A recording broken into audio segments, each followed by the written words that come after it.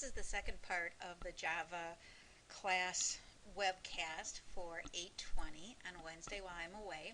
And I want to pick up where we left off on Monday, 8:18, with Chapter 1's overheads and slides, and finish that out and even begin a little bit of Chapter 2. I think this is where we ended, and it kind of bleeds over into the lab that you went to too. If you were in lab on Monday or on Tuesday, we entered JGrasp and created a small program that was on page 10 of your textbook. We compiled the program, and when we compiled the program using that green plus sign, it became bytecode. And I should have pointed that out during the lab, that you saw a .java file that was called your source code. That's what you typed in. That's readable format for humans. Once we hit that plus sign to compile, or Control B, it became bytecode. And then we had another file on our U drive, the network drive, that was a .class file. And if you tried to open that up, it was just a bunch of garbage. And that's because it's something that can be interpreted by the computer that you are using. And so you would always hand in the .java file, because that's what I can understand. Okay, the Java virtual machine is also described there on page 10. And it's what allows your programs to be machine independent, and allows the programming language to work on a variety of different operating systems. Okay, so that's the program that we typed in. They show it in blue when they're reserved words. Our JGrasp, our IDE, shows the reserved words in purple. The indentation is for humans only, but it looks awfully nice, and I like it. It's a good programming style, and that's a huge part of programming, is the style that you have. I didn't explain a whole lot about the program, because we'll get into that as we go along, but you know that the word class is the same as a program, so I'll use them interchangeably, and that a class or program has to consist of methods, and the one method that we're using initially must be called main. So the first line is what is going to create your program and name it. And don't forget, when you save it, it must also be named the same as the class. So when we hit that save icon, it saved it as my first Java program .java. Remember the camel type? How we capitalize the first letter of every word, because we don't use spaces. Spaces are not valid in identifiers. And although we can use an underscore to separate words, it's just a pain, so we don't do it.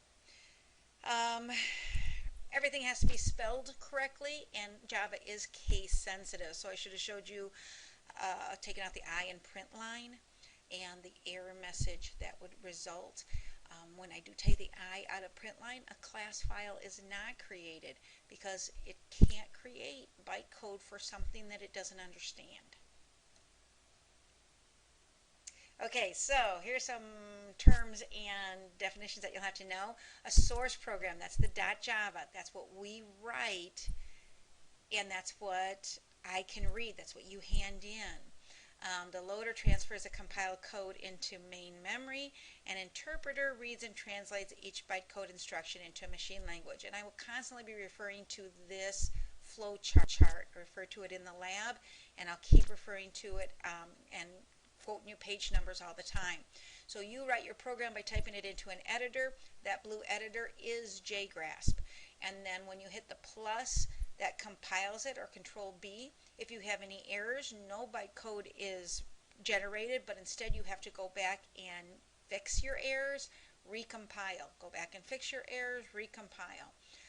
When you do get a clean compile, bytecode will be generated, and it will bring in any libraries that it needs for methods that you did not write. So we only have the one method, main, that we wrote, and send it to the interpreter, which will then execute the program.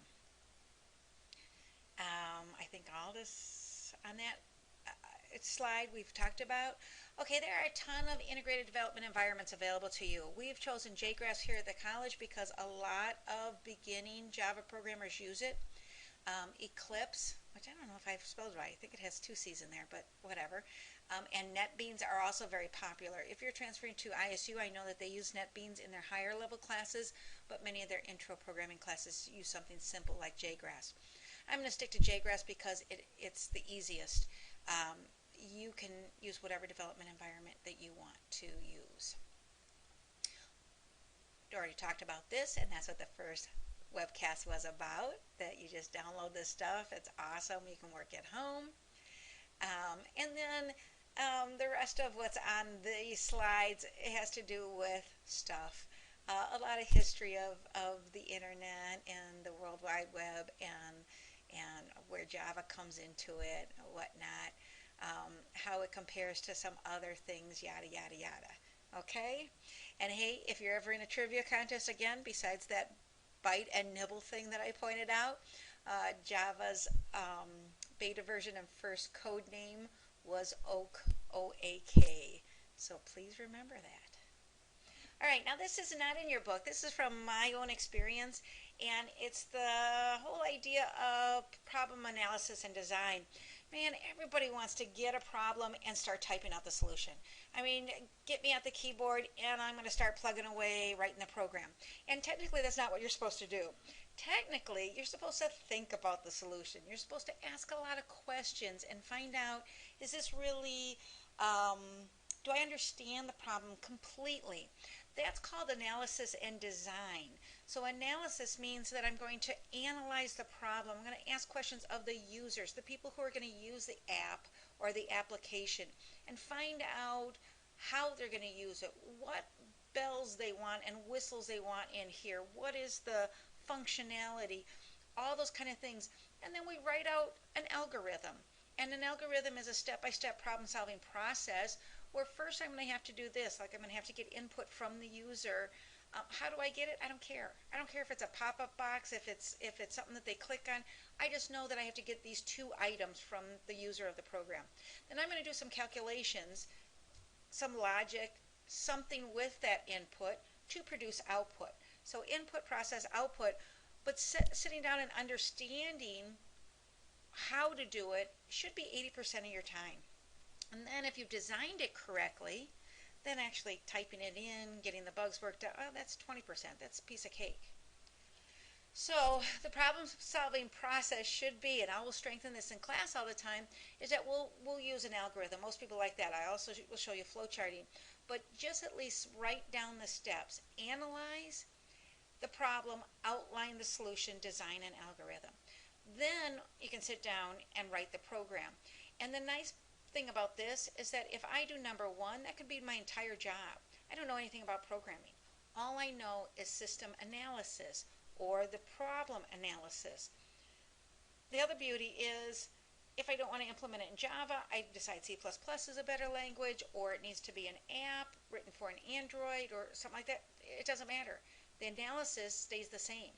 The requirements of the program stay the same. Now, once you get the program working, oh, have a big party, this is great, but we have to put modifications out. Probably you didn't get all the functionality that you wanted, all the bells and whistles. There are things to add to it, things in phase 2, a different screen design, bugs, it's crashing on some computers, those kind of things. That's where step 3 here comes in. Maintain the problem. If the domain of the problem changes, whatnot. So basically, we're going to be given a problem. In the early parts of this class, that problem's stated in terms of a math story problem. And they're fairly easy. They're what you should do in beginning algebra. So nothing really difficult at all.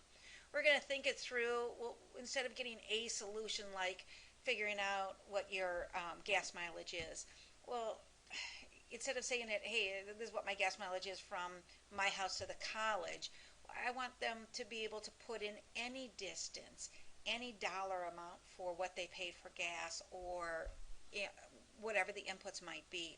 Design an algorithm, and then we'll go to the computer, learn the foreign language, because that's what it is, the syntax and semantics of the foreign language, see how we add it to now that flow chart, the coding is the editor. Then we compile it into bytecode, yada yada, and get results. Okay, so when we are doing design, we'll always ask for what is wanted. Why are we even doing this program? What's the output that's desired?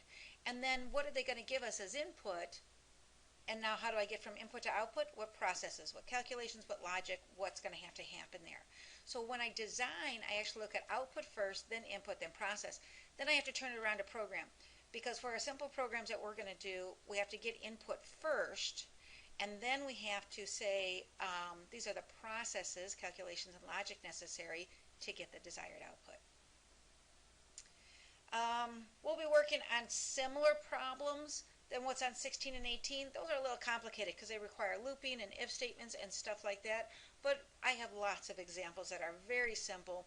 And, you know, I told you my philosophy, do it, do it, do it. The more you do these problems, the more you code, the better that a programmer you will be. So at first we'll do 3, 4, 5 easy programs just to get used to what programming is all about.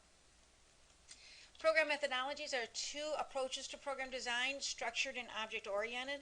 Structured is what we teach in this class, and object-oriented is what they teach in the next class, CSI 1012.